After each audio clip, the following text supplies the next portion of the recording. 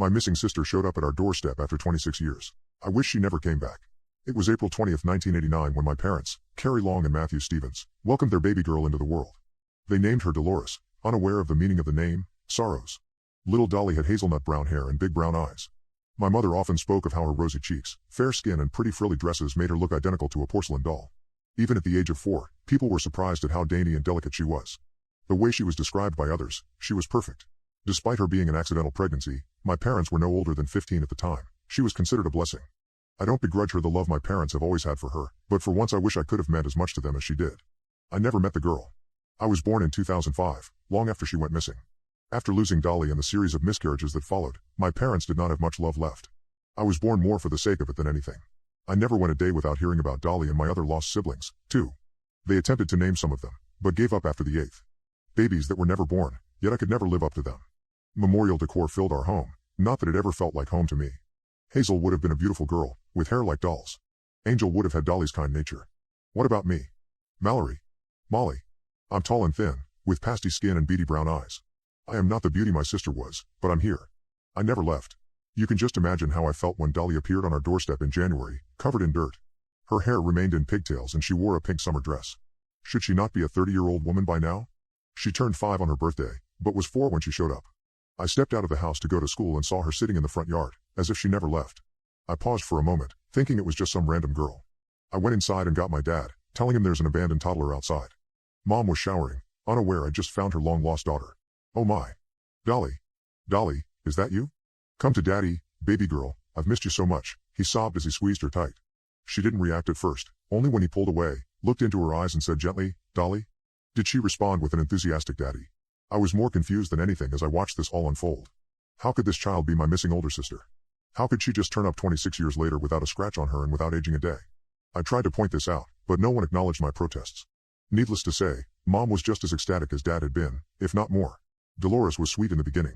I'd sit and watch her play and draw. She was a normal, pretty little girl. I wanted to ask what happened, but my parents insisted we move past it. They were just grateful to have their Dolly back. I for one felt more pushed out than ever. My first real suspicion of Dolly not being Dolly began on the Thursday following her reappearance. I mentioned the stuffed horse she'd been known to carry around with her. She looked me dead in the eyes, then looked down at my drawing of horses in a field and tore it up, all the while screaming, I hate horses. Over and over until the paper was practically confetti.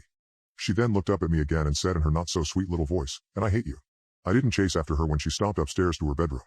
I just sat there, mouth agape, trying to process what had just happened.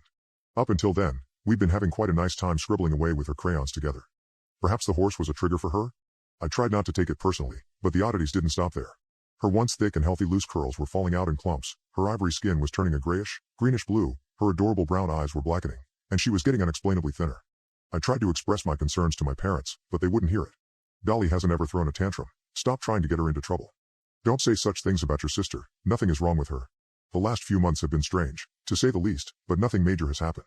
For the most part, I'd had a nice time hanging out with my sister, and having her around made me less jealous than before. I didn't see her as competition anymore, just my unfortunate older baby sister Dolores.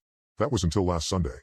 It was the night before the anniversary of the day she went missing, and I awoke to her standing beside my bed, watching me sleep. Half asleep, I asked, Dolly, what are you doing? They got rid of me. Then they replaced me with you. They have to pay. What are you talking about? It's not your fault, Molly.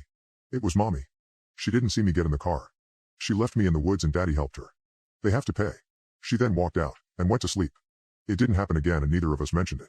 I began researching her disappearance. The things she said, what did they mean?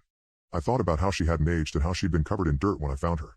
Then I thought about my mother's history of suicide attempts near the time of Dolly's disappearance. Then I thought about her unusually colored skin, her hair, and her eyes. I researched children going missing and coming back the exact same age. Dolores was one of many. All the children died mysteriously after being found, and a lot of them did some strange things before they passed. Some killed animals, family pets, siblings, family, other children their age. Or they commit arson, attacked people, or made strange art.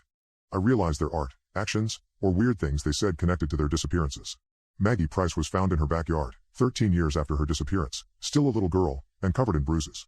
She cut her dad's hands off as he slept, before stabbing him in the throat. Their decaying bodies were found 3 days later. There were all sorts of stories like this. It occurred to me to check Dolly's drawings. Cars. Forests. Dirt. Shovels. Mom and Dad with X's for eyes. I ran to the garage where her toy horse was framed on the wall, then climbed into my dad's car. When I got to the woods closest to my house, I knew where to go. Our old dog, Ducky's grave.